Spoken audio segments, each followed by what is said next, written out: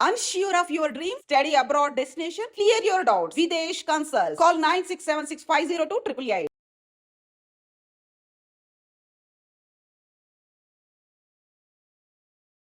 అందరికీ నమస్కారం. నేను Swaroopa Potlapalli. Welcome to trending topic. Tollywood star director Rajamouli చిక్కుల్లో పడ్డారు. రాజమౌళి ఆయన భార్య రమ తనను ఎంతో టార్చర్ చేశారని, దానివల్ల తాను ఆత్మహత్య చేసుకోబోతున్నానని అంటూ ఆయన స్నేహితుడైన ఉప్పలపాటి శ్రీనివాసరావు ఒక సెల్ఫీ వీడియో విడుదల చేశారు. అలాగే ఈ వీడియోలో తను చెబుతున్న విషయాలన్నిటినీ మరణ వాంగ్మూలంగా పరిగణించాలని ఆయన కోరారు. అసలు రాజమౌళికి ఆయనకి ఉన్న సంబంధం ఏంటి? పైగా ఒక మహిళ వల్ల తమ మధ్య గొడవలు వచ్చాయని ఆయన ఎందుకు చెబుతున్నారు? ఇంతకీ ఉప్పలపాటి శ్రీనివాసరావు గారు ఏమయ్యేవారు? వీటన్నిటి మీద మంచి అనాలిసిస్ అందించడానికి సినీ క్రిటిక్ భరద్వాజ గారు నాతో పాటు ఉన్నారు. ఆయనతో మాట్లాడదాం. నమస్తే భరద్వాజ గారు. ముందుగా అసలు ఈ ఉప్పలపాటి శ్రీనివాసరావు అనే వ్యక్తి ఎవరు? ఆయనకి రాజమౌళి గారికి ఉన్న సంబంధం ఏంటంటారు? అంటే వీళ్ళిద్దరూ కలిసి మెడ్రాస్ నుంచి మా ట్రావెల్ ఉందని చెప్తున్నాడు ఆయన. డైరెక్షన్ డిపార్ట్మెంట్లో అవకాశాల కోసం వెతుక్కుంటూ చేసినటువంటి ప్రయాణంలో వీళ్ళందరూ ఒకళ్ళకొకళ్ళు తారసపడి ఉండొచ్చు.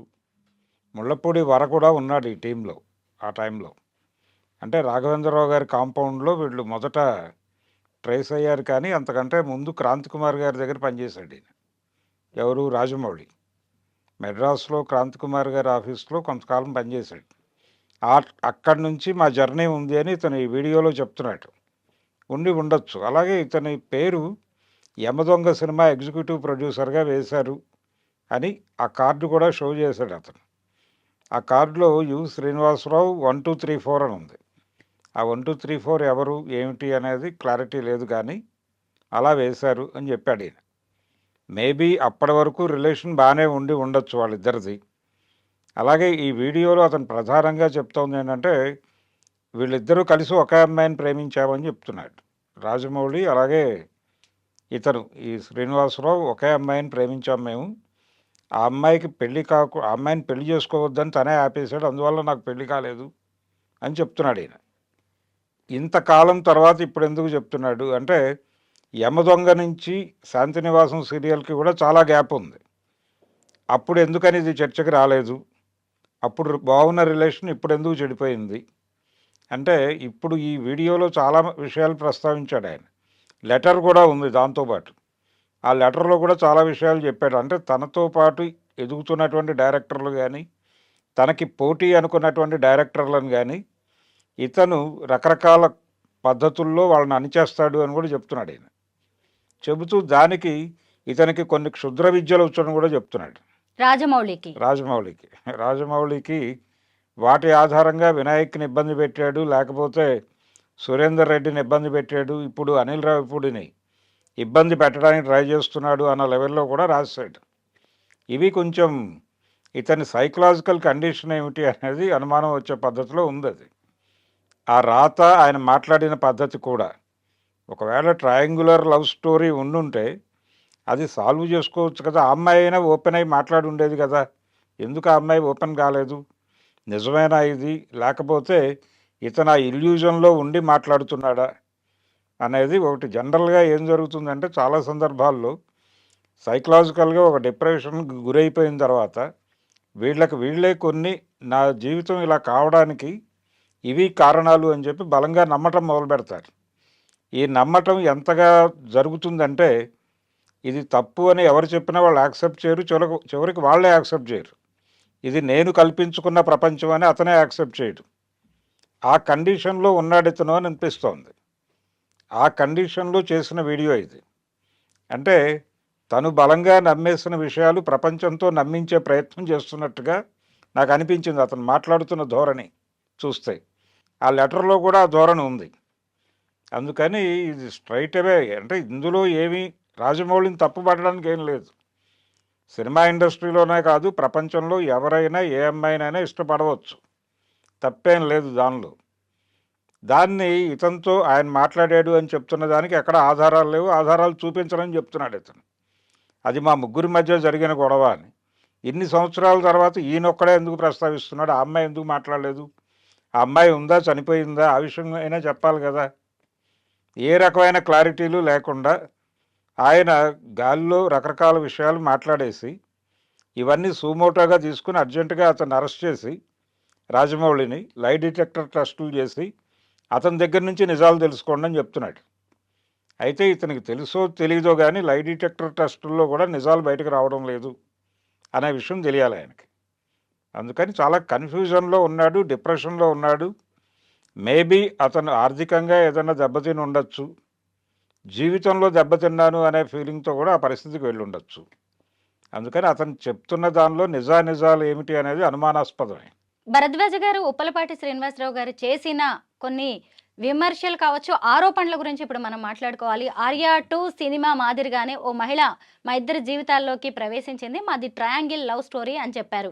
అలాగే ఆమెను పెళ్లి చేసుకోవాలని రాజమౌళి అనుకున్నారు అని, అలాగే నలుగురు కలిసి జీవించాలి అనుకున్నాం. నలుగురు అంటే రమా రాజమౌళితో పెళ్లి తర్వాత ఇదంతా నడిచినట్టుగా తెలుస్తోంది. మీరేమంటారు? అంటే పెళ్లికి ముందే మొదలైంది ఇది. పెళ్లికి ముందే మొదలై పెళ్లి తర్వాత కూడా కంటిన్యూ అయింది. కొనసాగింది అనేది అతను చెప్పదలుచుకున్నటువంటి విషయం. అంత ఓపెన్గా ఉన్నప్పుడు ఇది చర్చనీయాంశం. ఇతనెందుకు పెళ్లి చేసుకోలేదు అనేది. ఇప్పుడు అవతల ఇంకో మనిషి ఇన్వాల్వ్ అయి ఉన్నాడు అన్నప్పుడు ఇతనైనా బయటకు వెళ్ళిపోయి తన జీవితాన్ని తను సెటరేట్ చేసుకుని ఉండొచ్చు కదా, ఎందుకు ఆ ప్రయత్నం చేయలేదు? ఇలా రకరకాల ప్రశ్నలు ఉన్నాయి అతని. అంటే అతని స్టేట్మెంట్లోనే చాలా కాంట్రవర్సీస్ ఉన్నాయి, కాంట్రడక్షన్స్ ఉన్నాయి. ఇన్నిటి మధ్య గందరగోళంగా మాట్లాడాడు, క్లారిటీ లేకుండా.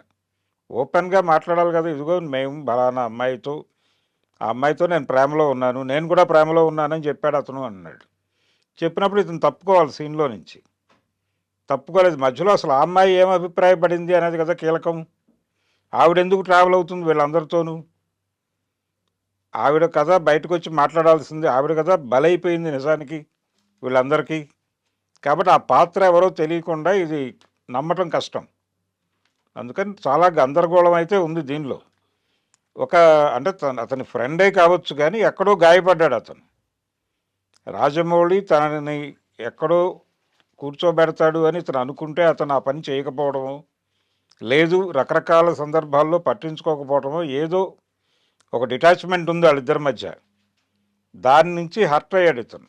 హర్ట్ అయి తనకి తానే ఒక కథని నమ్ముతూ దాన్ని ఇప్పుడు ప్రపంచంతో నమ్మించే ప్రయత్నం చేస్తున్నట్టుగా నాకు అర్థమైంది. దానిలో నిజాలు ఏమిటి అనేది లై డిటెక్టర్ టెస్టులతో తేలుతుందని కూడా నేను అనుకోవడం లేదు. అంటే వాళ్ళ మధ్య ఒక ట్రయాంగిల్ లవ్ స్టోరీయే నడవలేదంటారా? సంబంధం ఉండొచ్చు, ఉండదు అని నేను అంటలేదు. డెఫినెట్గా రాజమౌళి ఒక అమ్మాయిని ప్రేమించి ఉండొచ్చు, ఆ విషయం ఇతనికి తెలిసి ఉండొచ్చు, ఆ అమ్మాయిని ఇతను కూడా ఇష్టపడి ఉండొచ్చు. వీటి ప్రాతిపదికన అతను ఒక స్టోరీ అల్లుకున్నాడు మనసులో. అల్లుకుని ఆ స్టోరీని చెప్తున్నాడు ఇప్పుడు ప్రపంచానికి. రెండోది ఈయన క్రియేటివ్ ఫీల్డ్లో ఉన్నాడు, అదొక గొడవ. అందుకని ఇవన్నీ కలగలిసి గందరగోళంగా మాట్లాడుతున్నాడు ఆయన. మాట్లాడుతూ దేనికి ఆధారాలు చూపించను అంటున్నాడు. ఈ ఆధారాలు చూపించను, లై డిటెక్టర్ టెస్ట్ చేసుకోండి మీరు కావాలంటే. నేను అతన్ని ఏదో చేయటం కోసం చేయటం లేదు, ఇదంతా నా ఉద్దేశం కాదు. అతను ఇప్పటికీ నన్ను టార్చర్ పెడుతున్నాడు, ఇవన్నీ బయటకు చెప్తానేమో అని.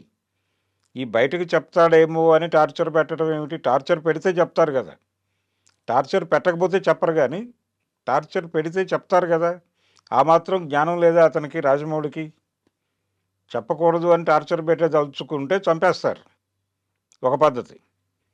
అతను చంపలేదు, పైగా ఇతను ఎగ్జిక్యూటివ్ ప్రొడ్యూసర్గా తన బ్యానర్ సినిమాలో పెట్టాడు. కాబట్టి ఇతని దగ్గరే గందరగోళం ఉంది. చాలా చాలా సందర్భాలలో చాలా సంఘటనల్లో హర్ట్ అవుతూ ఉంటారు.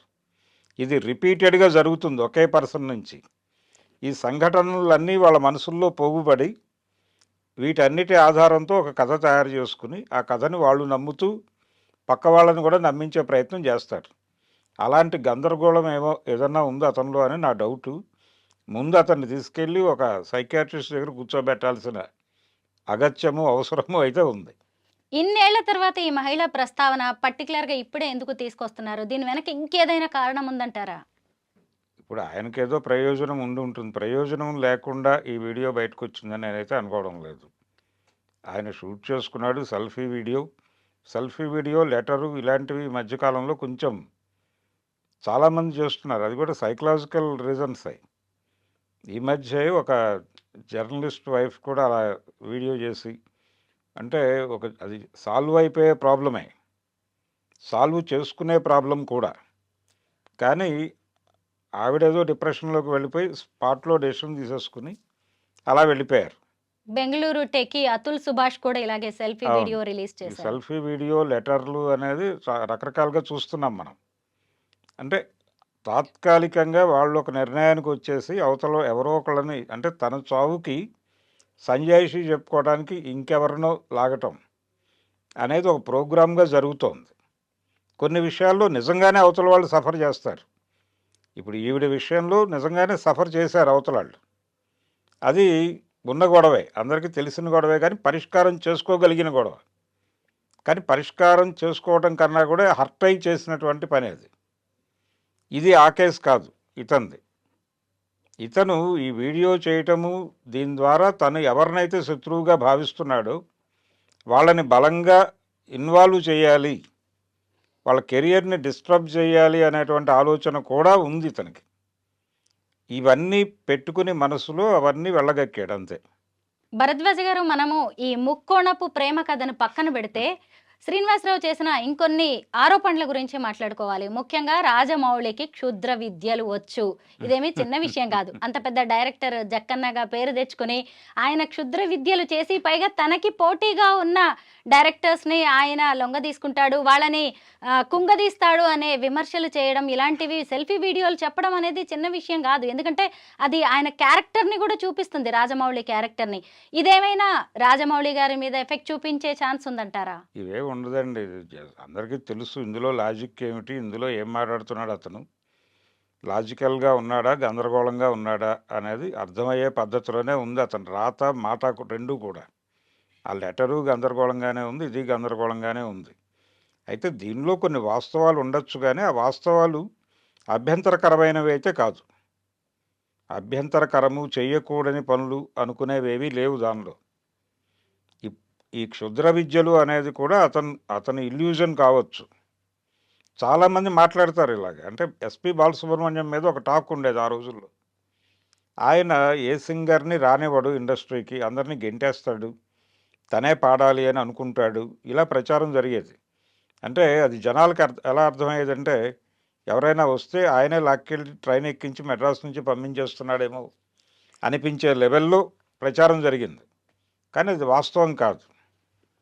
వాస్తవం కాదు. కొంతమంది సింగర్స్ వచ్చారు, పోటీ పడ్డారు. కానీ అతని సమర్థత వలన మాత్రమే అతను నిలబడ్డాడు. కాబట్టి ఇక్కడ కూడా అలాంటి పరిస్థితే. వీళ్ళందరూ కాంటెంపరరీ కావచ్చు.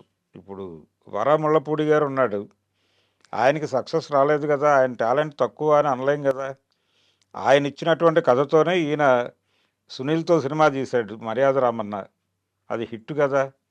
కాబట్టి ఎవరి టాలెంట్ వారిదే. మరి ఆయన సోలోగా హిట్ కొట్టలేదు వర ముళ్ళపూడి. అంత మాత్రం చేత ఆయన తక్కువవాడు అని అనలేం. ఆయన కూడా ఎప్పుడూ రాజమౌళి గురించి బ్యాడ్‌గా మాట్లాడిన సందర్భం లేదు. అలా తన టీం మెంబర్స్ అందరితోనూ ఆయన కలిసి ఉండటము, వాళ్ళతో కలవటము ఇవన్నీ జరుగుతూనే ఉంటాయి. ఇతను ఎక్కడ డిటాచ్ అయ్యాడు, ఎక్కడ ఇబ్బంది పడ్డాడు, ఎక్కడ హర్ట్ అయ్యాడు అనేది తెలీదు. హర్ట్ అవ్వచ్చు. ఒక టీంలో ఒక మెంబరు ఎవరైనా ముందుకు వెళ్ళినప్పుడు ఇతను అనుకున్న పద్ధతిలో ఇతనికి సహాయం చేసి ఉండకపోవచ్చు. ఎక్కడో హర్ట్ అయ్యాడు ఇతను బలంగా. ఆ హర్ట్ అవ్వటము, ఇతను సైకలాజికల్ డిజార్డర్‌కి వెళ్ళిపోవటము, ఈ గందరగోళంలో నుంచి ఇదంతా చేస్తున్నాడు. ఇప్పుడు ప్రపంచాన్ని గందరగోళపరిచే పనిలో ఉన్నాడు అతను. ఇది ఏమైంది అంటే చాలామందికి డౌట్ ఉంది. నిజంగానే సూసైడ్ చేసుకుని చనిపోయాడా, ఉన్నాడా, లేడా అనేది ఒకటి జరుగుతోంది ఇప్పుడు. ముందు అతన్ని ట్రేస్ చేసి పట్టుకొని అతని కండిషన్ ఏంటి, అతని మెంటల్ సౌండ్ ఏమిటి అనేది తెలుసుకోవాలి.